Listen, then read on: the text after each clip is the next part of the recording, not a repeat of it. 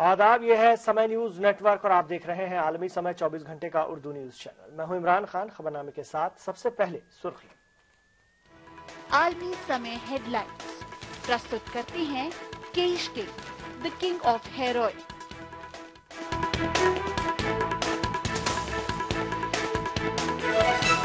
महाराष्ट्र में बीजेपी सबसे बड़ी पार्टी बनकर उभरी। शिवसेना के साथ सरकार बनाने की तैयारी शुरू। एनसीपी भी बीजेपी को हिमायत देने के लिए तैयार।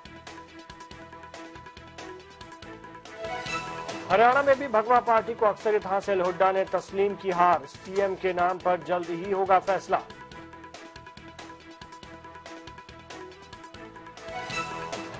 दोनों रियासतों में जीत पर अमित शाह का बयान। कहा, मरकजी सरकार के बेहतर कामकाज से हमें मिली जीत। शिवसेना को साथ लेने का दिया इशारा। महाराष्ट्र हरियाणा में कांग्रेस की बड़ी हार से कारकुनान में मायूसी। हेडक्वार्टर पर फिर हुआ प्रियंका गांधी को वापस लाने का मुतालबा। और बर्तानिया में सरकारी मुलाजमीन का हुकूमत के खिलाफ जबरदस्त मुजाहरा। तनख्वाह में इजाफे का मुतालबा।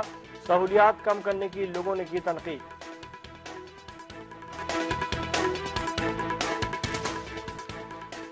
आप देख रहे हैं आलमी समय। महाराष्ट्र और हरियाणा में बीजेपी को जबरदस्त कामयाबी मिली है। महाराष्ट्र में जहां बीजेपी सबसे बड़ी पार्टी बनकर उभरी है, वहीं बीजेपी को यहां 121 सीटों पर सबकत हासिल है, जबकि दूसरे नंबर पर शिवसेना है, जिसमें इसको करीब 60 सीटें मिल रही हैं, जबकि तीसरे नंबर के लिए कांग्रेस और एनसीपी में लड़ाई थी। वहीं हरियाणा में भगवा पार्टी को अक्सरियत हासिल हो गई है। बीजेपी को यहां 47 सीटें मिली हैं, जबकि सरकार बनाने के लिए 45 सीटों की ही दरकार है। यहां कांग्रेस को जबरदस्त शिकस्त का सामना करना पड़ा है। कांग्रेस यहां तीसरे नंबर पर खिसक गई है। इंडियन नेशनल लोक दल को यहां 20 सीटें मिल रही हैं। हरियाणा के वजीर आला भूपेंद्र सिंह हुड्डा ने यहां हार तस्लीम कर ली है। तो महाराष्ट्र और हरियाणा असेंबली इंतखाबात में पार्टी की कामयाबी पर बीजेपी के अंदर जश्न का माहौल है। दोनों रियासतों में मिली इस जीत के सबकत बीजेपी दफ्तर के बाहर पार्टी हामियों की भीड़ जमा है और वो मुकम्मल जीत के कबल ही आतिशबाजी के जरिए अपनी खुशियों का इजहार कर रहे हैं।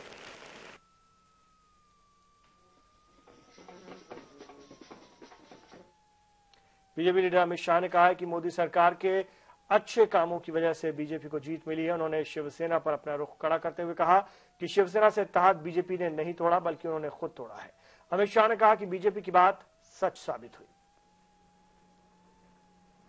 दोनों राज्यों में अब तक के चुनावी इतिहास में भारतीय जनता पार्टी ने सबसे बड़ी जीत अर्जित की है। दोनों राज्यों में भारतीय जनता पार्टी सरकार बनाने जा रही है। दोनों राज्यों में कांग्रेस को लीडर ऑपोजिशन का भी पद न मिले, इस तरह की स्थिति हुई है।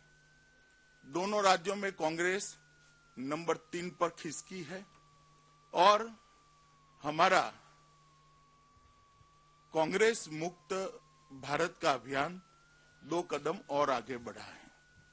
इसके लिए मैं दोनों राज्यों की जनता का भारतीय जनता पार्टी और भारतीय जनता पार्टी के जीते हुए सभी प्रत्याशियों की ओर से हृदय से धन्यवाद मानता हूं।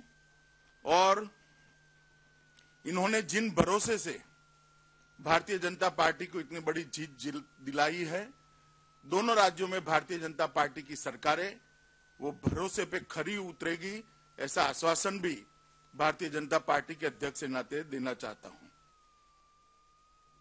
ये जीत हरियाणा और महाराष्ट्र दोनों राज्यों की जनता की जीत है। भारतीय जनता पार्टी के हजारों कार्यकर्ता, ये दोनों राज्यों के और देश भर के कार्यकर्ता जो चुनाव में लगे थे, उसकी जीत है।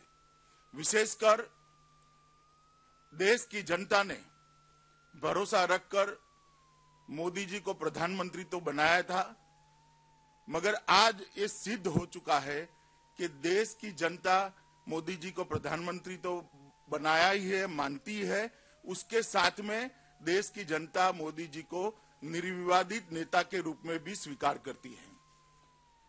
जिस तरह से, जिस आकांक्षाओं से देश की जनता ने जनादेश भारतीय जनता पार्टी को दिया था, केंद्र में भी स्पष्ट बहुमत दिया था, और जिस प्रकार से हमारी सरकार लगभग 4 महीने से चल रही है, उसके कार्यकाल पर, उसके काम पर, उसकी योजनाओं पर जनता ने एक दृष्टि से मोहर लगाई है। मोदी जी के नेतृत्व में सरकार ने हर क्षेत्र में जो जहां सुधार करने जैसे थे, जहां इनिशिएटिव लेने जैसे थे, जहां नई योजनाएं बनानी जैसी थी, हर प्रॉब्लम को एड्रेस किया है और उसको 4 महीने में एक स्तर तक समस्याओं के निपटारे की दिशा में हम आगे बढ़े हैं। मैं मानता हूं कि जनता ने हमारी सरकार के इस प्रयास को स्वीकार किया है।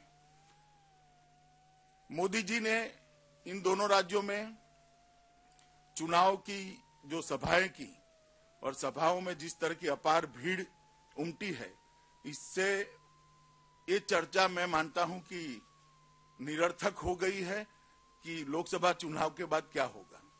लोकसभा चुनाव के बाद ये दोनों राज्यों का चुनाव सबसे बड़ा पहला चुनाव था, बड़े पहले चुनाव थे और दोनों राज्यों में भारतीय जनता पार्टी ने अप्रत्याशित सफलता पाई है। भारतीय जनता पार्टी के नेता नरेंद्र भाई के नेतृत्व में दोनों राज्यों ने भरोसा व्यक्त किया है और एनसीपी ने महाराष्ट्र में बीजेपी को बाहर से हिमायत देने का ऐलान कर दिया है। एनसीपी लीडर प्रफुल्ल पटेल ने कहा कि महाराष्ट्र के हक में वो बीजेपी को हिमायत देना चाहते हैं। भारतीय जनता पार्टी महाराष्ट्र में सबसे बड़ी पार्टी उभर कर आई है। उनका बहुमत नहीं भी है, लेकिन बहुमत के नजदीक आने की स्थिति केवल भारतीय जनता पार्टी की है। ऐसे परिस्थिति में महाराष्ट्र को एक स्थिर सरकार मिले, प्रगतिशील सरकार मिले और केंद्र के साथ जिस सरकार का एक संबंध बना रहे, इस परिस्थिति में राष्ट्रवादी कांग्रेस पार्टी ने यह फैसला किया है कि हम भारतीय जनता पार्टी को महाराष्ट्र में सरकार बनाने के लिए हम मदद करेंगे। हम सरकार के बाहर से मदद करेंगे और ये फैसला हमारे पार्टी की ओर से आज हमने हमारे शीर्ष नेतृत्व के साथ करके हमने लिया है। बीजेपी के सीनियर लीडर लाल कृष्ण आडवाणी ने भी महाराष्ट्र और हरियाणा में मिली इस पार्टी को शानदार जीत पर अपने रद्देअमल का इजहार किया। मैं आशा करता हूं कि महाराष्ट्र जैसे महत्वपूर्ण प्रदेश में पुराना संबंध फिर से कायम हो जाए तो अच्छा होगा। एनसीपी के साथ कोई गठबंधन की नहीं, मैं नहीं मानता हूं, उसकी संभावना मुझे नहीं लगती। लेकिन शिवसेना और बीजेपी दोनों जैसे पुराने साथी रहे कई सालों से, वह संबंध बना रहे और उसके आधार पर दोनों मिलकर के सरकार बनाए तो अच्छा हो। महाराष्ट्र से सीएम के तौर पर नितिन गडकरी का नाम भी सामने आ रहा है। महाराष्ट्र में मिली बीजेपी की जीत पर उन्होंने क्या कहा, ये सुनते हैं।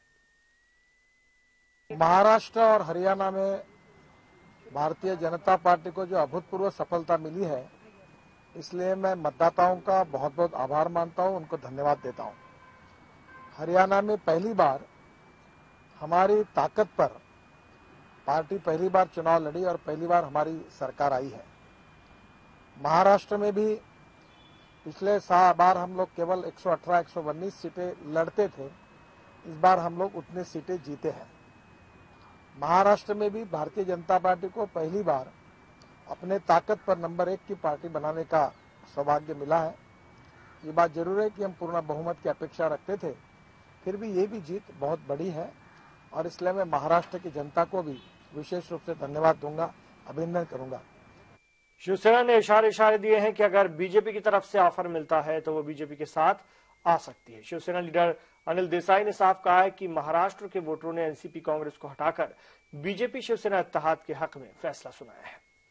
जहां तक हम समझते हैं कि कोई किसी पार्टी को स्पष्ट बहुमत नहीं मिल रहा है और एक बात महाराष्ट्र की जनता ने जो की है, महाराष्ट्र के हित में जो भी मैंडेट उन्होंने दिए है, उससे एक बात स्पष्ट हो गई है कि महाराष्ट्र की जनता ने कांग्रेस राष्ट्रवादी का जो सरकार थी उसको नकारा है, किनारे कर दिया है।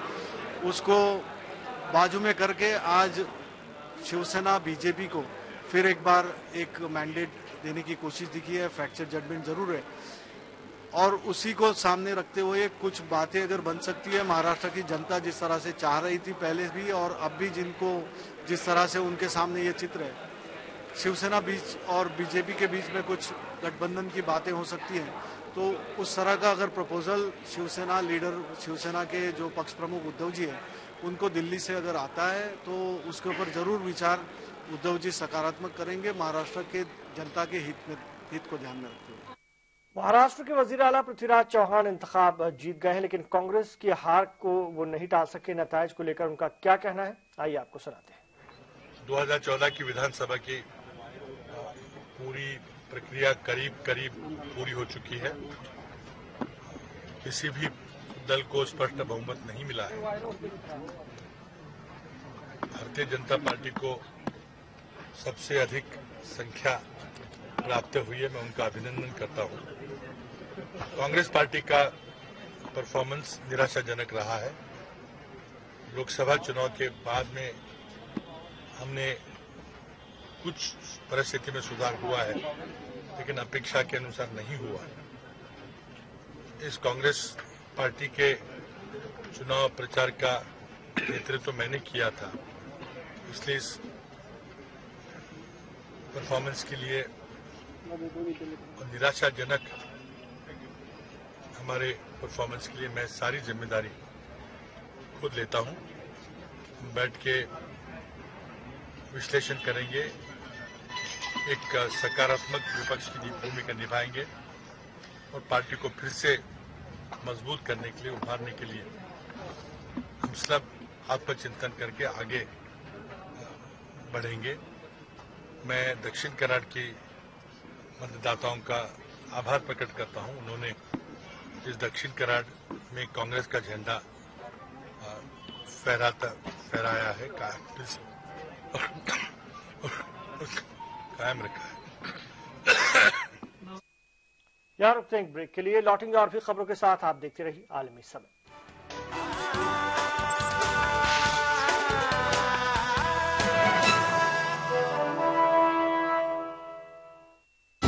लगातार आगे बढ़ रहा है देश के सबसे बड़ा रीजनल एमएसएमई अवार्ड समय उद्यमी 2014 का कारवां। झारखंड के उद्यमियों को सम्मानित करने के बाद समय सहारा ने इसको बढ़कर इसमें हिस्सा लिया। उत्तर प्रदेश के एमएसएमई कारोबारियों की हौसला अफजाई के बाद सारा समय को बधाई देना चाहता हूँ। बिहार में कामयाबी के झंडे गाड़ने के बाद सहारा समय को हार्दिक बधाई और हार्दिक शुभकामना देते हैं। राजस्थान में उद्यमियों को बधाई देने के बाद और एमएसएमई के माध्यम से हम देश को आगे बढ़ा सकते हैं। अब आ रहा है 27 अक्टूबर को उत्तराखंड में मारिया डे प्रेजेंट्स समय उद्यमी उत्तराखंड 2014 पावर्ड बाय जीटीएम, जहां एमएसएमई उद्यमियों को सम्मानित करेंगे मुख्यमंत्री Shri Harish Rawat. Presented by Maria de, tasty food for every mood, powered by GTM, let's make it happen. Supported by Uttarakhand Tourism, Uttarakhand Handloom Handicraft Development Council, Uttaranchal Power Corporation Limited, State Infrastructure and Industrial Development Corporation of Uttaranchal. Associate sponsor, ICL Group, your career with image. Co-associate sponsor, Alpine Group of Institute, Dehradun. Ballooni Classes, a premier institute for IITG, AIEEE and PMT. Patanjali, a product of Patanjali Ayurved, MDDA, प्रयास हमारा, सहयोग आपका। Gurukul Ayurveda pharmacy, manufacturers of quality Ayurvedic medicines. Phonics Group of Institution, Roorkee. Knowledge partner, NSIC. Industry partner, BSE SME. Hospitality partner, The Solitaire. Print partner, Rashtriya Sahara and Roznama Rashtriya Sahara. International telecast partner, Almi Samay. A Idea 100 initiative.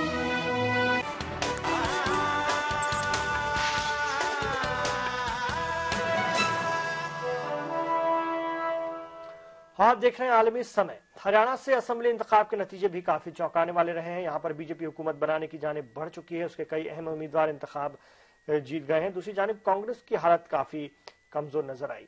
इसके कई वज़रा भी अपनी seat नहीं बचा पाए और रियासत में तीसरे मकाम पर पहुंच गए। उधर पुनहना असेंबली सीट से आजाद उम्मीदवार रईस खान कामयाब हुए हैं, जबकि इंद्री सीट से बीजेपी के करण देव और सोनीपत से कविता जैन कामयाब हुई। हरियाणा असेंबली इंतखाब के नतीजों से कांग्रेस में मायूसी है। कांग्रेस के हरियाणा इंचार्ज शकील अहमद ने कहा है कि रियासत के आवाम के फैसले को तस्लीम करते हैं। उन्होंने ये भी कहा कि हरियाणा में हुड्डा जी की सरकार ही लगातार 2 बार इक़्तिदार में आई है, जबकि यहां किसी भी सरकार को दोबारा मौका नहीं मिला। हरियाणा की जनता ने एक परिवर्तन का मत दिया है। हरियाणा में आमतौर पे हर इलेक्शन में सरकार बदल जाती है। भूपेंद्र सिंह हुड्डा जी की पहली सरकार थी जो दोबारा लौट के आई थी। 1966 में हरियाणा बना और 1966 से लेके आज तक कोई सरकार हरियाणा में दोबारा लौट के नहीं आई। सिर्फ एक भूपेंद्र सिंह हुड्डा जी की सरकार 2009 में दोबारा लौट के आई थी। बहरहाल हरियाणा की जनता का जो फैसला है उसको हम लोग श्रद्धार करते हैं और फिर हम असेस करेंगे कहाँ कमी रह गई, क्या कारण हुए, ये जब समीक्षा करेंगे तो उस पर चर्चा। और इंतखाबी नतीजों पर कांग्रेस लीडर संदीप दीक्षित ने कहा है कि महाराष्ट्र में अगर एनसीपी के साथ मिलकर इंतखाब लड़े होते तो हालात कुछ और हो सकते थे। हमारे नुमाइंदे नीरज कुमार ने उनसे बातचीत की। कांग्रेस प्रवक्ता संदीप दीक्षित इस वक्त हमारे साथ हैं। सर, बीजेपी का नारा रहता है कि कांग्रेस मुक्त भारत, आपको 2 राज्यों से तो मुक्त कर दी। नहीं, देखिए, सरकार से मुक्त करना कोई मुक्त भारत वाली बात नहीं होती, वो तो एक स्लोगन है। कभी हम लोग जीतते हैं, कभी हारते हैं। और 15 साल एक महाराष्ट्र में सरकार चलाई है, 10 साल हरियाणा में सरकार चलाई है। अभी एक माहौल पलटा हुआ है। पिछले 6 महीने, साल भर से एक माहौल ठीक नहीं है कांग्रेस के लिए। हम लोग जो लोगों के मन में धारणाएं थी उसमें एक विपरीत सी एक तस्वीर कांग्रेस की बनी है, जिसका एक असर हमारी राज्य सरकारों पर और भारत सरकार के लोकसभा के चुनाव में हमारे ऊपर पड़ा है। वो अभी चल रहा है, वो सिलसिला अभी जारी है। तो ये जो नतीजे आए हैं हरियाणा के और महाराष्ट्र के, जिस तरीके से लोकसभा के नतीजे आए थे हूबहू बिल्कुल वैसे ही रहे, बल्कि उससे थोड़ा बीजेपी पीछे हटी है। तो अभी तो ये समझ सकते हैं कि साल 1.5 साल जो एक सिलसिला चलता है किसी एक चुनाव का और उसका एक मोमेंटम का, अभी वो चल रहा है। तो इन नतीजों को तो लोकसभा के नतीजों के साथ ही पढ़ के देखना चाहिए। लेकिन ये खास बात है कि आज के दिन में अगर उत्तर भारत की बात करें तो जम्मू कश्मीर, हिमाचल, उत्तराखंड, इसमें आपके अलायंस है, आपकी सरकार है। दिल्ली से मुक्त है, राजस्थान से मुक्त है, गुजरात से मुक्त है, पश्चिम से महाराष्ट्र से आप लोग मुक्त हो गए, मध्य प्रदेश, छत्तीसगढ़, उत्तर प्रदेश, बिहार से मुक्त है। तो ये जो उनका नारा था बार बार, ये रिवाइवल कैसे होगा पार्टी का? रिवाइवल का उनके नारे से क्या लेना देना? नहीं, लेकिन आप पार्टी की तो कोई सोच होगी। हाँ, एक है ना।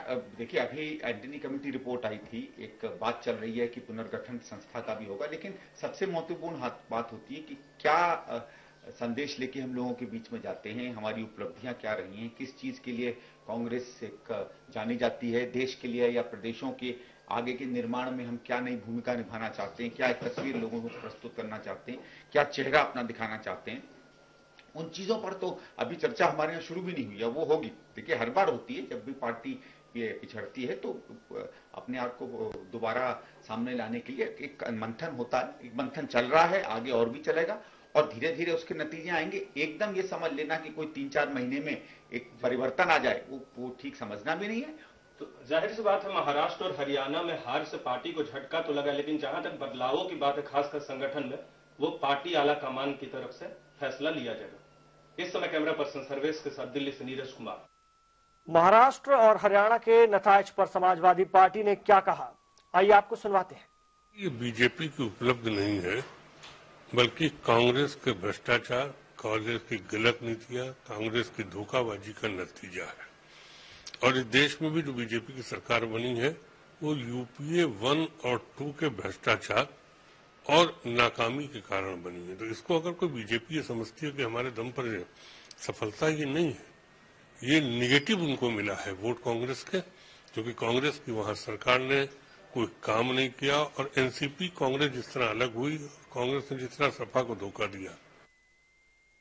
उधर लोकसभा इंतखाबात के बाद अब हरियाणा और महाराष्ट्र में खराब नताइज पर कांग्रेस हेडक्वार्टर के बाहर कांग्रेसियों ने मुजाहरा किया। कांग्रेस कारकुनान प्रियंका गांधी को सरगर्म सियासत में लाने का मुतालबा कर रहे थे। ये लोग प्रियंका लाओ, कांग्रेस बचाओ का नारा लगा रहे थे।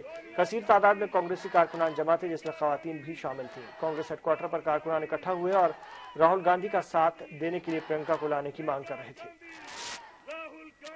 हमें एक डर है, अगर यही हाल रहा तो मोदी जी का सपना पूरा हो जाएगा, कांग्रेस मुक्त भारत। उसको रोकना है। कांग्रेस पार्टी का इतिहास रहा है, कांग्रेस पार्टी के नेताओं ने शहादत दी है। आज देश भूलता जा रहा है, आज देश के उससे मार्गदर्शन देने की जरूरत है। वो प्रियंका गांधी और राहुल गांधी मिलकर साथ काम करेंगे तो पूरे देश में कांग्रेस का परचम लहराएगा। और मैं दावे से कहता हूं, अगर प्रियंका गांधी को महाराष्ट्र और हरियाणा में भेजा गया होता तो आज ये नतीजे नहीं आते, कांग्रेस के फेवर में आते और सब लोग देखते प्रियंका गांधी का करिश्मा। वहीं यूपी में समाजवादी पार्टी का दबदबा बरकरार है। रियासत के शामली की कैराना सीट पर समाजवादी पार्टी ने जीत हासिल कर ली है। यूपी ज़िमनी इंतखाब में एक बार फिर मोदी का जादू नहीं चला और एसपी ने बीजेपी की एक सीट छीन ली है। एसपी के नाहिद हसन ने बीजेपी के अनिल चौहान को शिकस्त दी है। ये सीट बीजेपी के हुकुम सिंह के रुकने पार्लियामेंट बनने की वजह से खाली हुई थी। हालांकि एसपी ने ये सीट बेहद कम फर्क कुल 1094 वोटों से जीती है। लेकिन यहाँ ये भी अहम है कि कांग्रेस की तरफ से नाहिद के चचा अरशद हसन की ही उम्मीदवार थे। बावजूद इसके एसपी का ये सीट जीतना काफी अहम समझा जा सकता है। मैं हिंदू मुस्लिम अपने सभी साथियों को, समाजवादी पार्टी के सभी नेताओं को, सभी यहाँ पे लोग यहाँ पे आए और सबसे बड़ी खुदा। अच्छा, जीत के बाद में आपकी क्या प्लानिंग? सबसे पहली प्लानिंग तो विकास की है। कैराना विधानसभा उपचुनाव में बीजेपी को मिली हार पर यूपी बीजेपी के सदर का क्या कहना है, या हम आपको सुनाते हैं। उनका कहना है कि उपचुनाव में जीत हार मायने नहीं रखती, अगर एसपी में दम है तो आम चुनाव में हाथ आजमाए। उपचुनाव कभी भी आम चुनाव का संदर्भ नहीं होता है, इसलिए उपचुनाव के परिणाम से आम चुनाव को देखना न्याय नहीं है और न उचित है। 2012 से पहले बसपा उपचुनाव जीती थी, लेकिन 12 के चुनाव में बसपा हार गई। समाजवादी पार्टी उपचुनाव जीती, लेकिन लोकसभा में साफ हो गई, कुनबा को ही जिता पाई, समाजवादी पार्टी एक भी कार्यकर्ता को नहीं जिता पाई।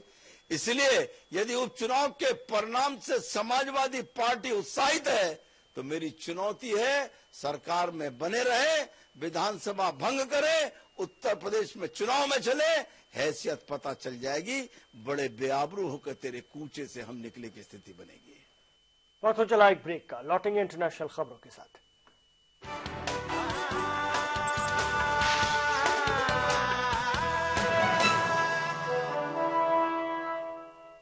अगर 430 सभा कर रहे हैं नरेंद्र मोदी, तो जाहिर सी बात है वो दिन भर में 4 बार दिखेंगे। मुसलमान पिछड़ा हुआ है तो मुसलमान को रिजर्वेशन देकर उसको आगे लाइए। 4-4, 5-5 मिनिस्ट्रीज आपने एक आदमी को दे रखी। बाहर का विदेशी आकर के जम्मू कश्मीर का नागरिक शादी करके बन सकता है, कोई महिला यदि वहाँ की यदि बाहर कर लेती है तो उसकी सिटीजनशिप भी खत्म हो जाए। मुल्क मिल्लत के मसाइल का अंबार, कौन है इनका जिम्मेदार? सियासी लीडरों के ख्यालात और दानिश्वरों के अफकार। देखिए सैयद फैसल अली के साथ खुली बहस हर शनिचर की रात 8 बजे और एतवार की दोपहर 2 बजे सिर्फ आलमी समय पर।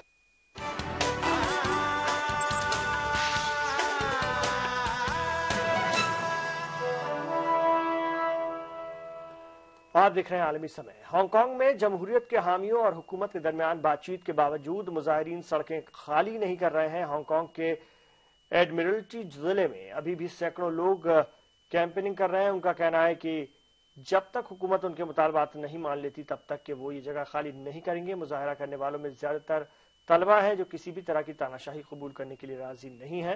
हांगकांग में हुकूमत के लिए जारी ये मुजाहरे सरदर्द बन गए हैं, जिन्हें चीनी हुकूमत हर कीमत पर दबाना चाहती है। इससे कबल 1989 में बीजिंग में जमहूरियत की हिमायत में तहरीक चलाई गई थी, जिसे चीनी हुक्काम ने कुचल दिया था। Democracy is already spread. Yeah, it's already spread because of this incident. Yeah, already at here and here. बरतानिया की राजधानी लंदन में हजारों मुलाजमीन ने हुकूमत मुखालफत में मार्च निकाला है। इन मुलाजमीन में टीचर, नर्स, सरकारी और रेलवे के मुलाजिम भी शामिल थे। लोगों ने हाथों में बैनर लिए हुए थे और वो हुकूमत के खिलाफ नारेबाजी कर रहे थे। उनका मुतालबा था कि हुकूमत को उनकी तनख्वाहों में इजाफा करना चाहिए था और ऐसे तमाम इक़दाम रोक देने चाहिए जिनका आम लोगों पर मनफी असर पड़ रहा है। आपको बता दें कि बरतानवी हुकूमत ने मईशत में आई गिरावट को बेहतर बनाने के लिए कई कदम उठाए हैं। बहुत सी ऐसी सहूलियात हैं जो हुकूमत के जरिए दी जाती थी, लेकिन अब हुकूमत ने उन सहूलियात को देने से इनकार कर दिया है। These people, mainly low-paid workers, have had to pay the price of what the rich and the powerful did to our communities. These people didn't cause the banking crisis. They didn't break our economy, and yet they're paying the price. और दुनिया के मौजूदा बहरान को देखते हुए America और चीन अपने इख्तिलाफात भुलाकर करीब आने की कोशिश कर रहे हैं और इसी सिलसिले में चीन के आला सफारतकार स्टेट काउंसलर यंग जीची अमेरिका के दौरे पर पहुंचे। उनका ये दौरा अमेरिकी सदर बराक ओबामा और चीनी सदर जी जिनपिंग के बीच 12 नवंबर को होने वाली मीटिंग की तैयारियों के हवाले से किया गया है। चीनी स्टेट काउंसलर यंग जीची ने जॉन कैरी के साथ हुई मीटिंग में कहा कि दोनों मुल्कों को बाहमी एतमाद मजबूत करते हुए एक दूसरे का ताउन करना चाहिए। वहीं जॉन कैरी ने कहा कि पूरी दुनिया के लिए खतरा बनी दाइश और एबोला वायरस से निपटने के लिए दोनों मुल्कों को एक दूसरे की मदद करनी चाहिए। जॉन कैरी ने ताउन के लिए अफगानिस्तान, ईरान, शुमाली कोरिया और दहशतगर्दी जैसे इश्यूज का जिक्र किया। But there are many issues that China and the United States are cooperating on, even as we have some differences that we try to manage effectively. And right now, particularly on Ebola, on Afghanistan, on the Democratic Republic of Korea, the North Korean nuclear situation, on Iran particularly, and on ISIL and counterterrorism, and on climate change. There are many areas where we are working on. Yemen में कबायली जंगजुओं और हौसी बागियों में फिर जगबंदी का मुआहदा हो गया है। इस मुआहदे का मकसद इब शहर में किसी भी तरह के तशद्दुद को रोकना है, क्योंकि जंगबंदी के बावजूद दोनों ग्रुप एक दूसरे पर हमला कर रहे थे। हफ्ते को दोनों ग्रुपों के बीच हुई झड़पों में कम से कम 7 अफराद हलाक हो गए थे। ये झड़पें इब शहर में हुई थी, जिस पर कुछ रोज कबल हौसी बागियों ने कब्जा कर लिया था। ये झड़पें उस वक्त हुई जब कबायलियों ने हौसी बागियों को शहर में दाखिल होने से रोकने के लिए चेक पॉइंट्स कायम कर दिए थे। ये शहर राजधानी सना से 150 किलोमीटर जुनूब में वाक़ है और इस इलाके को अलकायदा का गढ़ माना जाता है। हौसी बागियों ने राजधानी सना पर 21 सितंबर को कब्जा कर लिया था। और आइए एक बार हम फिर नजर डालेंगे बुलेटिन की सुर्खियों पर। आलमी समय हेडलाइंस प्रस्तुत करते हैं केश के the king of hair oil.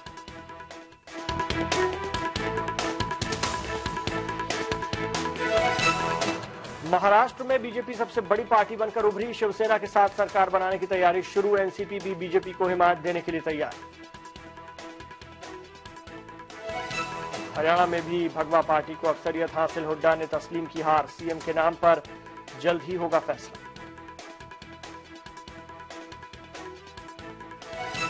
दोनों रियासतों में जीत पर अमित शाह का बयान। कहा, मरकजी सरकार के बेहतर कामकाज से हमें मिली जीत। शिवसेना को साथ लेने का दिया इशारा। महाराष्ट्र हरियाणा में कांग्रेस की बड़ी हार से कारकुनान में मायूसी। हेडक्वार्टर पर फिर हुआ प्रियंका गांधी को वापस लाने का मुतालबा। और बरतानिया में सरकारी मुलाजमीन का हुकूमत के खिलाफ जबरदस्त मुजाहरा। तनख्वाह में इजाफे का मुतालबा। सहूलियात कम करने की लोगों ने की तनकीद।